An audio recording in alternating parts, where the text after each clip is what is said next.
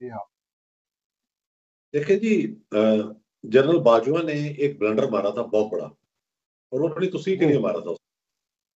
जब 2022 के अंदर बानी पीटीआई ने सड़कों पर शोर मचाना शुरू किया, तो हमें समझ नहीं आ रही थी कि ये जजों को भी गालियां दे रहे हैं, जर्नलों को भी गालियां दे रहे हैं। और आगे बाद में पता लगा कि उन्होंने बाजवा साहब ने प्रेसिडेंट को कहा कि तुम पीटीआई में चले जाओ, इनके साथ मिल जाओ काफिले जी कफिल लेके।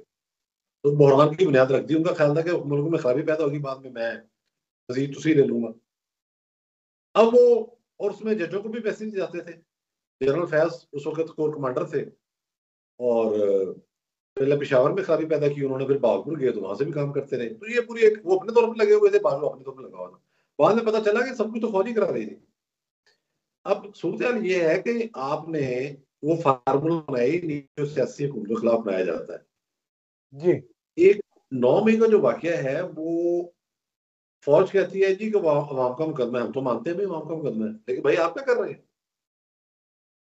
ये इस तरह की जो सिक्योरिटी के मामला हैं, जिसमें जीएचक्यू अटैक हो रहा है, जिसमें जी कोर कमांडर अटैक हो रहा है, जिसमें एक आपका एयरफोर्स का अड्डा जो है वो अटैक हो रहा है मियांवारी में, जिसमें आईएसआई के दफातर अटैक हो रहे हैं, इसके मुजरिमों को आप रहम खा के माफी दे रहे हैं। अगर आपने इस तरह का रहम खाना है तो आप यार मैसेजिंग क्या कर रहे हैं आप?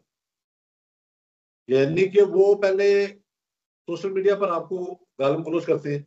एक वो पागल सा अहम सा शायर है इस्लामाबाद का, शायर तो है नहीं, तुकबंदी करता जी है।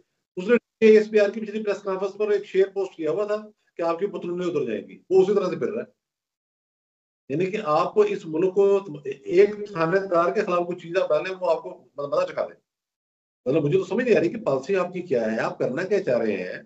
आपने आयरन हैंड आपके हाथ में है भी, फौज के पास कौन सा इख्तियार नहीं है? शाह महमूद आज तक अंदर है, उसके और उमर तैयब बंदयाल के फैमिली ताल्लुकात हैं नस्लों से। जी उमर तैयब इतना गंदा आदमी है, आपको पता था उसकी जी सास क्या करती थी? ये आया फौज के पंजे से शाह महमूद कहीं छूट सका? अमेरिका तक से ताल्लुकात है उसके, उसका बेटा अमेरिकी सदर के दफ्तर में रहा है। यानी और पीरों मरीदों की वैसे ही जो गद्दी नशीनों का आपको पता है, बड़ा खौफनाक एक जी सिस्टम होता है। यानी कि शाह महमूद को अच्छा, और ये मकबूल कर उठाया, कितने दिन अंदर रखा? जब दिल किया तभी छोड़ा ना। मतलब काम आप सारे कर रहे हैं, दूसरी तरफ हालत यह है कि आपने वो इन लोगों को बेलगाम छोड़ा हुआ है। रहम किस चीज का भाई? किस चीज का रहम कर रहे हैं आप मुल्क के हालात देखें। क्या आप गवर्नमेंट को मैसेज देना चाहते हैं कि वो कमजोर हो जाए?